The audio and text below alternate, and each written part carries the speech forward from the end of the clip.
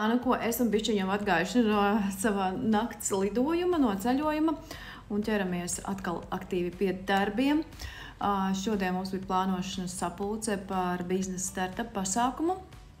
Šajā pasākumā piedalīsies ļoti daudz forši speciālisti, gan ārsti, gan masieri, kosmetologi, kas dalīsies ar savu pieredzi, gan arī, protams, tie cilvēki, kuri jau ir šajā biznesā vairākus gadus, padalīsies, kā viņiem gājas.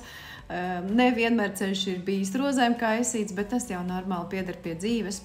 Tā kā ļoti interesants pasākums būs, ļoti forši, un tiešām es jūs uzaicinu forši pavadīt sestdienu, tas būs 25. oktobris Rīgā, var arī pieslēgties online.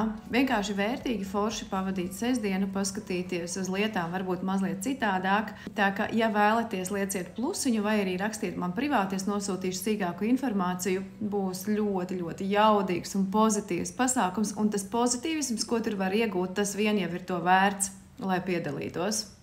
Tā ka tiekamies 25. oktobrī Rīgā.